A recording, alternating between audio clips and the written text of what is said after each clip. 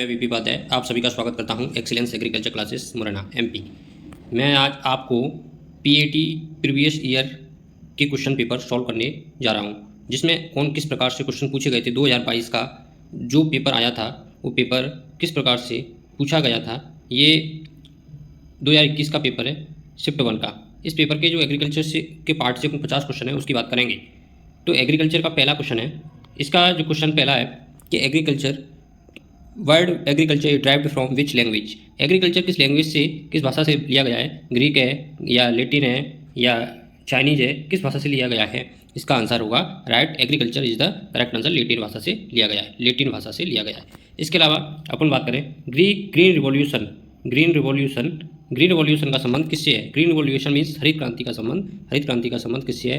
तो हरित क्रांति का संबंध आप जानते हो सभी कि चावल और गेहूं का सबसे ज़्यादा उत्पादन हुआ था 1966 में ये क्रांति आई थी। और हरित क्रांति के जो भारत में जनक कहे जाते हैं वो एम एस स्वामीनाथन है, वर्ल्ड में कहे जाते हैं वो नॉर्मन बोरलॉग है। हरित क्रांति में सबसे ज़्यादा योगदान जो था वो हरित क्रांति के लिए नॉर्मन बोरलॉग का था। Thank you. अब अपन अगला क्वेश्चन पर बात करते हैं। Father of green revolution in India. Father of green revolution यानी father of green revolution Bharat में हरित क्रांति के भी मैंने बताया। भारत में हरित क्रांति के जनक कौन है, एम एस स्वामीनाथन। और विश्व में अगर पूछा जाता तो नॉर्मन बोरलॉग। और अगर आर एस बड़ौदा एक फॉरेस्ट ब्रीडर थे, है ना। ये इस प्रकार से नॉर्मन बोरलॉग ये वर्ल्ड लेवल के हरित क्रांति के जनक। वर्गीस कुरियन तो ये दुग्ध क्रांति के जनक यानी श्वेत क्रांति के जनक कहे जाते हैं, दूध से रिलेटेड। ठीक है। इसके अलावा स्टेबल फूड किसे कहा जाता है। स्टेबल फूड नंबर 4 पे चलते हैं। Stable food means stable food का मतलब है खाद्यान्न जो मुख्य फसल है जिसको सबसे ज़्यादा खाया जाता है इंडिया में। और स्टेबल सबसे ज़्यादा खाद्यान्न फसल कौन सी है। तो सबसे ज़्यादा देखो सबसे इसमें धाना ये चावल सबसे ज़्यादा स्टेबल फूड के रूप में चावल का प्रयोग किया जाता है। ठीक है। अगले क्वेश्चन पर चलते हैं। अगले agronomy word is derived from which language. Agronomy word किससे लिया गया है, यानी ग्रीक से लिया गया है या फिर लेटिन से लिया गया है या फिर स्पेनिश से लिया गया है या मैंडेरिन से लिया गया है। तो इसका करेक्ट आंसर क्या होगा। इसका correct answer agronomy which is the Greek word से लिया गया है। ठीक है।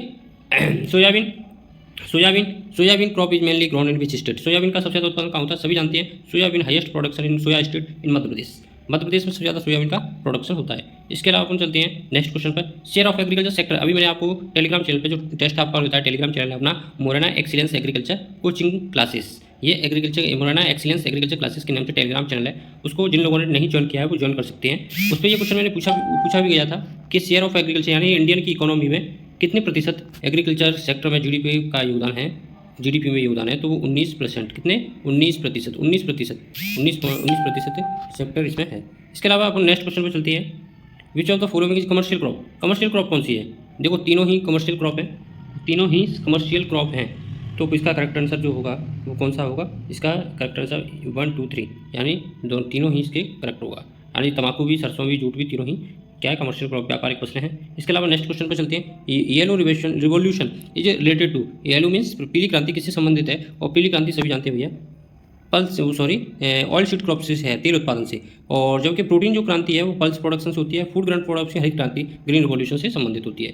ठीक है। इसके अलावा जो दे रखा है ना इसमें फर्टिलाइजर, तो वो जो भूरी क्रांति है वो इसी से संबंधित होती है उर्वरक उत्पादन से। लेकिन अगला क्वेश्चन है food grain production of India is in 2020-21। ये जो भारत में 2020-21 में खाद्यान्न का उत्पादन कितने मिलियन टन हुआ था। 328 मिलियन टन भारत में, 328 मिलियन टन। और वर्तमान में अभी कितना है 316 मिलियन टन है। अभी 316 मिलियन टन भारत में अभी खाद्यान्न उत्पादन हुआ है प्रेजेंट में। ठीक है। How many elements are essential for plant growth. यानी प्लांट ग्रोथ यानी पौधों की वृद्धि के लिए पोषक तत्व कितने पोषक तत्व आवश्यक होती है। 17 पोषक तत्व सभी जानते हो, 17 पोषक तत्व आवश्यक होती है 17। लेकिन इसका जो राइट आंसर होगा 17 तो होते हैं, इसका राइट आंसर 17 ही होगा। लेकिन इसके अलावा भी 4 पोषक तत्व और होते हैं बेनिफिशियल, तो लगभग 21 पोषक तत्व होते हैं लगभग, पर इसका राइट आंसर होगा 17। ठीक है। नेक्स्ट क्वेश्चन पर चलते हैं। Who among the following presented the theory of essential mineral nutrients in plants. यानी पौधों में आवश्यक खनिज पोषक तत्वों का सिद्धांत किसने प्रस्तुत किया था। तो इसका जो राइट आंसर है अर्नान और स्टाउट ने इसका ये पौधों के 17 प्रकार के पोषक तत्व बताए थे। इन्होंने ही बताया था कि पौधों की लाइफ है वो जो एक स्पेशल न्यूट्रिएंट होता है वही उसकी पूर्ति कर सकता है, दूसरा न्यूट्रिएंट उसकी पूर्ति नहीं कर सकता है। ये 3 कंसेप्ट इन्होंने इस प्रकार से बताए थे। और उसी तत्व के द्वारा ही उसी तत्व की जो कमी होती है, जिस तत्व की कमी होती है उसी तत्व के द्वारा ही उसकी पूर्ति की जा सकती है। ये बात इन्होंने अर्नान और स्टाउट ने कही थी। इसके अलावा नेक्स्ट क्वेश्चन पे अपन चलते हैं कि नेक्स्ट क्वेश्चन पे क्या है, आवश्यक पोषक तो कौन सा नहीं है इसमें। आवश्यक पोषक तो कौन सा नहीं है, देखो आप सभी जानते हो एसेंशियल नाइट्रोजन एसेंशियल है, कैल्शियम एसेंशियल है, सल्फर एसेंशियल है। सोडियम जो होता है वो बेनिफिशियल होता है ना, इसलिए इस प्रकार से सोडियम नहीं है। प्लांट एब्जॉर्ब, नेक्स्ट क्वेश्चन है plant absorb nitrogen from the soil, यानी प्लांट सॉइल से किस फॉर्म में नाइट्रोजन को एब्जॉर्ब करते हैं, यानी मिट्टी से नाइट्रोजन का अब्जॉर्ब किस रूप में करते हैं पौधे, तो इसका होगा नाइट्रेट्स। नाइट्रेट के रूप में पौधे प्लांट से एब्जॉर्ब करते हैं। इसके अलावा नेक्स्ट क्वेश्चन पर अपन चलते हैं। नेक्स्ट क्वेश्चन है इसका कि which of the following is symbiotic nitrogen fixing bacteria, यानी कौन सा सहजीवी नाइट्रोजन स्थिरीकृत जीवाणु है, कौन सा जो जीवाणु है जो सहजीवी जीवाणु नाइट्रोजन का स्थिरीकरण करता है, कौन सा जीवाणु है, यह सभी जानते हो। राइजोबियम, जो कि पल्सिस क्रॉप्स की जो जड़ें होती हैं, रूट होती हैं, वहाँ पर ये पाए जाते हैं गांठों के रूप में, वायुमंडल से नाइट्रोजन का एब्जॉर्ब करते हैं, है ना, और प्लांट को भी उसमें फायदा होता है। और जो राइजोबियम है, सॉरी एक मिनट, ये राइजोबियम है, उसको भी फायदा होता है, ठीक है। तो करेक्ट आंसर इसका करेक्ट आंसर होगा सी, ठीक है। और नेक्स्ट क्वेश्चन पर चलते हैं।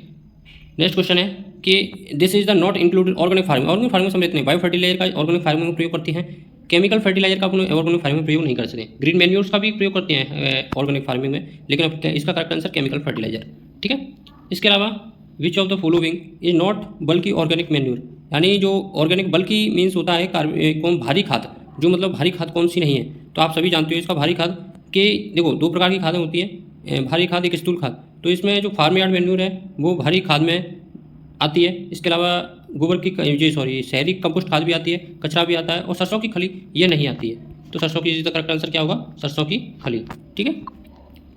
Which of the following is green manure crops, green manure crops कौन सी है, हरी खाद वाली फसलें कौन सी, कपास है, ढेंचा है, शुगर कैन है, सनफ्लावर है, तो इसका करेक्ट आंसर क्या होगा, इसका करेक्ट आंसर होगा green manure crops is the सही आंसर इसका ढेंचा है ना, ढेंचा इसका सही आंसर है।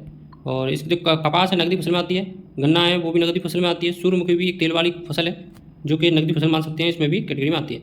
इसके अलावा नेक्स्ट क्वेश्चन की बात करें, नेक्स्ट क्वेश्चन पे चलते हैं। Which is not a component of integrated nutrient management, यानी इनमें से कौन सा समन्वित पोषक तत्व प्रबंधन का अभियान नहीं है, यानी component of integrated pest management, मतलब इंटीग्रेटेड पेस्ट मैनेजमेंट का मतलब होता है कि सभी न्यूट्रिएंट का इस प्रकार से कंट्रोल करना कि उनको जो इंटीग्रेटेड न्यूट्रिएंट पोषक तत्व का मतलब है कि एक तरह से अपन कह सकते हैं कि पोषक तत्वों का सही तरीके से प्रबंध करना जिससे फसलों को भी हानि ना हो और पोषक तत्वों का भी कम से अधिक उपयोग कर सकें फसलें भी, यही integrated pest management, integrated nutrient management है। इंटीग्रेटेड न्यूट्रिएंट मैनेजमेंट का अभियान नहीं है, मतलब जैसे कि आप देख सकते हो इसका करेक्ट आंसर हर्बिसाइड है, बायो फर्टिलाइजर, क्रॉप रेसिड्यूज या केमिकल फर्टिलाइजर, इसका जो करेक्ट आंसर है इसका है हर्बिसाइड। हर्बिसाइड इसमें आता है, न्यूट्रिएंट जो मैनेजमेंट है इसमें नहीं आता है ये हर्बिसाइड, ठीक है। बायो फर्टिलाइजर, क्रॉप रेसिड्यूज और केमिकल फर्टिलाइजर, इन तीनों की समन्वित सम्मिलित रूप से यानी इंटीग्रेटेड न्यूट्रिएंट मैनेजमेंट उसे कहते हैं जो शाकनाशी जैव उर्वरक फसल अवशेष का संतुलित उपयोग करना, सही तरीके से तीनों को सही अनुपात में प्रयोग करना, उसे इंटीग्रेटेड मैनेजमेंट न्यूट्रिएंट मैनेजमेंट कहा जाता है। Next question, essential plant nutrient for better rhizobial nitrogen fixation, बेहतर राइजोबियल नाइट्रोजन स्थिरीकरण के लिए आवश्यक पोषक तत्व कौन सा है, बेहतर नाइट्रोजन स्थिरीकरण, यानी इसका राइट आंसर जो होगा, इसका राइट आंसर है बी, कौन सा है, यानी बी यानी फास्फोरस, इसका राइट आंसर फास्फोरस, ठीक है, बेहतर नाइट्रोजन स्थिरीकरण। आज के लिए इतना ही काफ़ी है, कल अपन आगे पढ़ेंगे। Thank you.